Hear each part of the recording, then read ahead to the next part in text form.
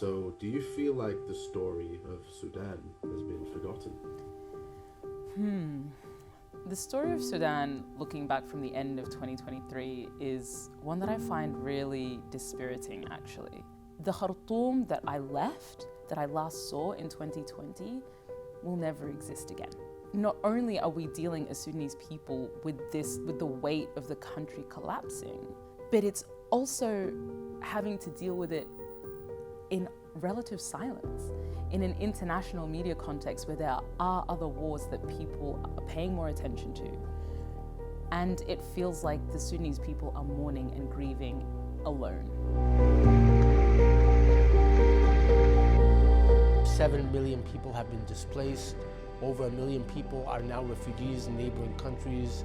The amount of death that has been recorded, according to UN numbers, at least 10,000, probably higher. So I think we do have one of the largest catastrophes of last year still unfolding and still ongoing.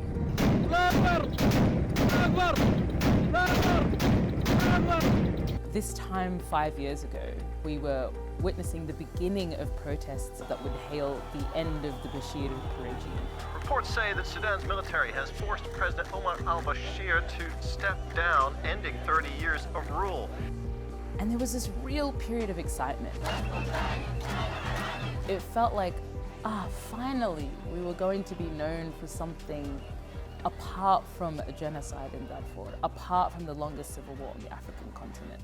Sudan's December revolution really caught the world's attention as one of the most outstanding, largely nonviolent movement in recent decades. It provided images that I thought were very unforgettable. Many in the world will remember the image of Ala Salah, the young Sudanese woman who mounted a car, raised her hand, dressed in a traditional Sudanese tobe. The one image that for me, that remained in my mind of that era really was April 6th. A few days before the removal of al-Bashir, was to see the amount of protesters in front of the army headquarters. I thought that was a game changer. To me, that signaled that the end of the government was near. وعليه أعلن أنا وزير الدفاع رئيس اللجنة الأمنية العليا باقتلاع ذلك النظام والتحفظ على رأسه بعد اعتقاله في مكان آمن. During this transitional period after the revolution of 2019, I think you could look at it and see this kind of Game of Thrones-like situation between two components of the military establishment. They then, turned against each other. And that's what we saw in April 2023. Fighter jets circling overhead, firing missiles. Gunfire interrupting a live television broadcast. The two main belligerents, as we like to call them, are Hemeti, who's the head of the Rapid Support Forces, and Burhan, who's the head of the Sudanese Armed Forces. Both Hemeti and Burhan worked together in 2021 to overthrow the Transitional Council and declare that they were protecting the revolution. Of course they were not. It was about returning Sudan to a military, autocratic regime. Once the two generals overthrew the civilian-led government, then it became, well, who's going to be the top dog? The Rapid Support Forces, that are this irregular paramilitary militia, essentially, that came out of the Janjaweed, which roughly translates to devils on horseback, were responsible for the genocide in Darfur that happened 20 years ago. In some ways, the easy story is to say that it is a tale of two generals or a tale of two belligerents. I myself use that framing sometimes because it felt like a way to quickly talk about what was going on. But of course, that's only the superficial story. The real story is about a challenge that Sudan has faced over the decades since independence, and that is, how do you govern a country like Sudan without being a general? People have lots of different ideas for why Sudan doesn't get the attention internationally that other conflicts do. part of it is because it's in Africa, and honestly is the fact that in the international media, stories of conflict in Africa aren't seen as that interesting. They're seen as par for the course. Another reason I think really does contribute to the lack of international media is the challenge for journalists on the ground. In 2022, there was about 1,100 journalists working in Sudan. And this was a great moment, actually, because under the Bashir regime, journalists were really, really suppressed.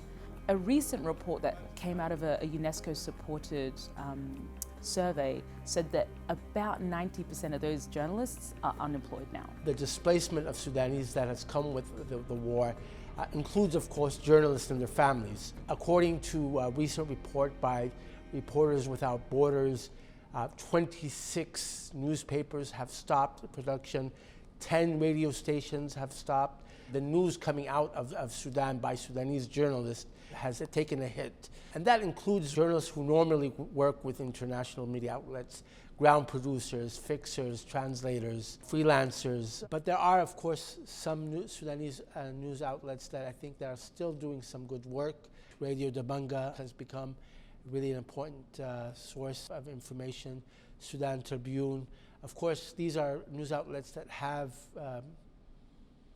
bases outside of Sudan. So I think the role of the diaspora does play an important role in covering Sudan. There's quite a lot of pressure on those particular journalists to communicate what is happening to the world, especially those who are reporting in English.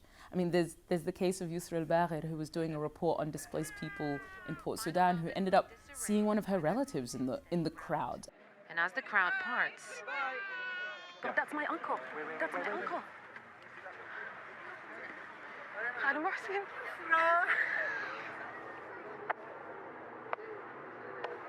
It really sums up the challenge for journalists in Sudan, trying also to report to the rest of the world. It's not just a distanced thing, it's not just a theoretical story. As we enter 2024, we've starting to see a trickling of interest in Sudan again. Trying to keep attention to what is happening in Sudan is something that's important, especially that many of us think that as bad as the situation is in Sudan, it still can get worse.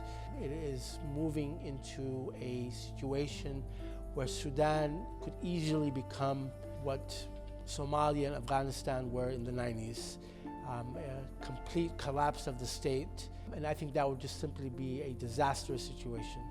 I spend a lot of my time feeling like I'm in two selves.